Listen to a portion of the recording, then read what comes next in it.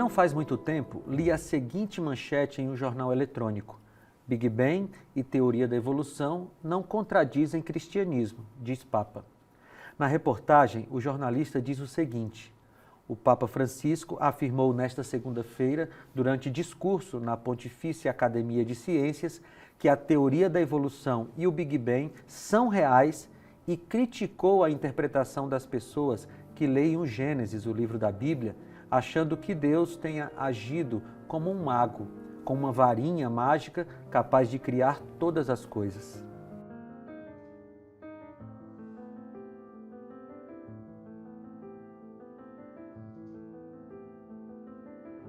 Mas não é assim, segundo ele.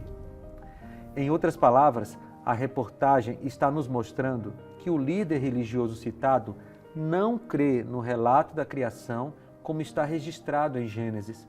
Além disso, ele estava fazendo um ataque à literalidade dos primeiros capítulos da Bíblia.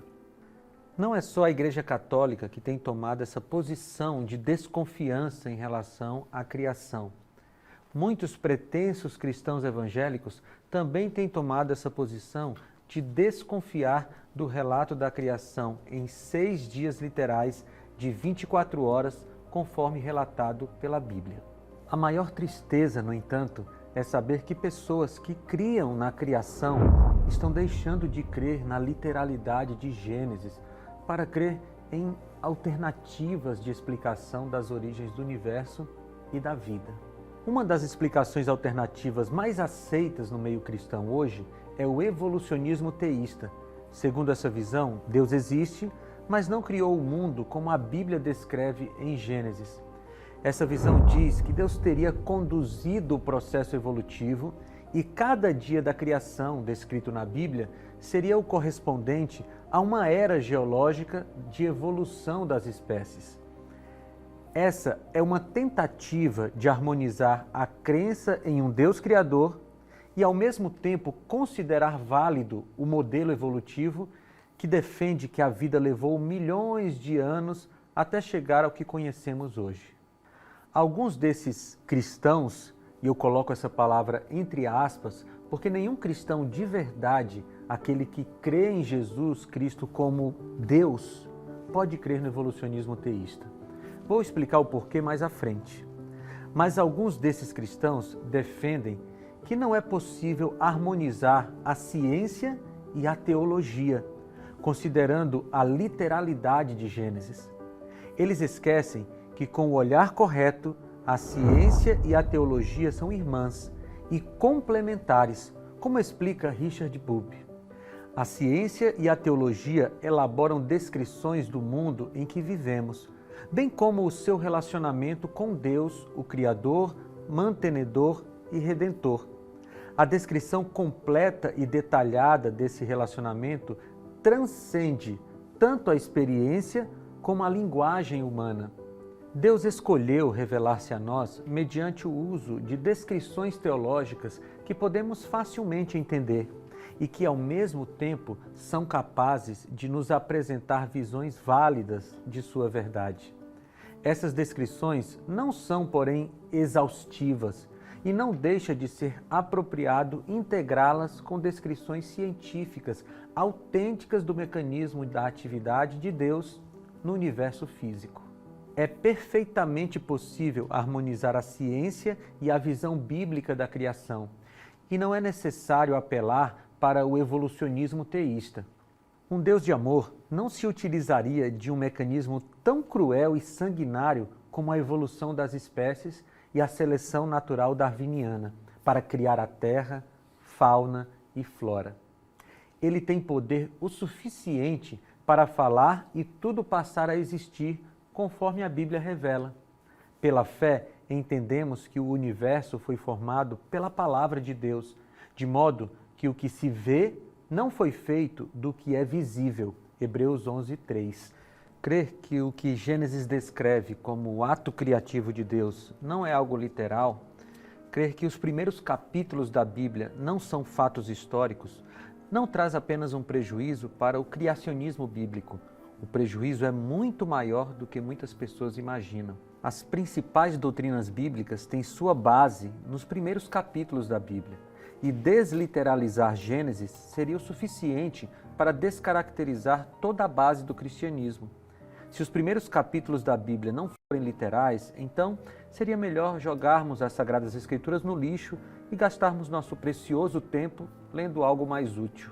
Doutrinas como o padrão familiar divino, a existência do pecado, a imortalidade condicional da alma, dentre outras, estariam sem chão.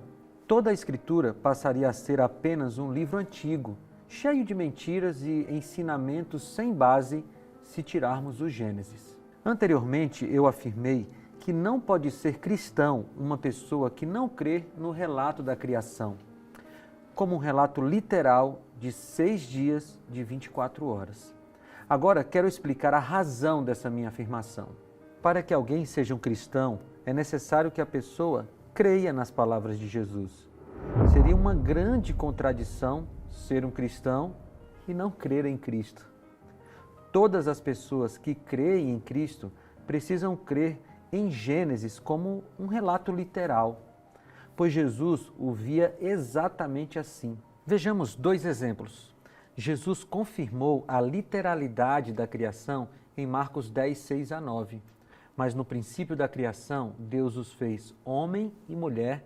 Por esta razão, o homem deixará pai e mãe e se unirá à sua mulher, e os 2 se tornarão uma só carne. Assim, eles já não são 2, mas sim uma só carne. Portanto, o que Deus uniu, ninguém o separe.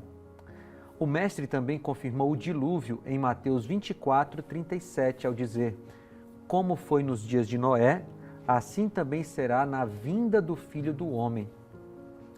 O apóstolo Paulo também confirmou a literalidade da criação em 1 Timóteo 2, 13 e 14. Ele escreveu: porque primeiro foi formado Adão e depois Eva, e Adão não foi enganado, mas sim a mulher, que tendo sido enganada, tornou-se transgressora. Ao falar do acesso à árvore da vida sendo devolvido ao ser humano na volta de Jesus, João confirma a literalidade de Gênesis em Apocalipse 22, 2. No meio da rua principal da cidade, de cada lado do rio, estava a árvore da vida, que dá 12 colheitas, dando fruto todos os meses. As folhas da árvore servem para a cura das nações. Se negarmos o relato histórico dos primeiros capítulos de Gênesis, colocaremos Jesus, Paulo e João em condição de mentirosos ou loucos. Isso não é nada cristão. Infelizmente, encontramos alguns cristãos insistindo em dizer que Deus não criou o mundo como está descrito na Bíblia. Querem uma explicação natural para fugir dos milagres. É provável, portanto, que esses cristãos também não creiam na abertura do Mar Vermelho, nas ressurreições feitas por Jesus, no maná enviado do céu. São pessoas que, em sua mente, diminuem o poder onipotente de Deus, duvidam do poder criador do Senhor.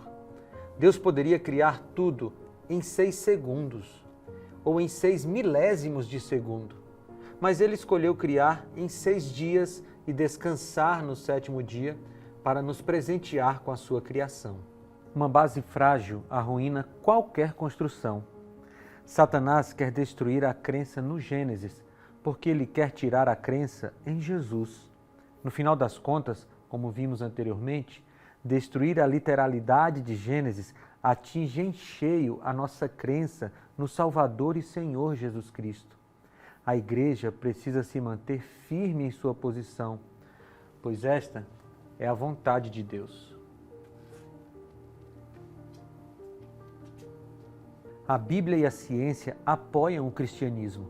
Não precisamos buscar outras explicações para nos conformar com quem quer que seja. Satanás já tentou desautorizar Êxodo 20, de 8 a 11. Deus suscitou a Igreja Adventista para reafirmar esta verdade bíblica. Deus levantou um povo fiel que restaurou essa verdade. Satanás está tentando desautorizar Gênesis 1 a 3. E novamente o povo de Deus precisa levantar a bandeira da verdade.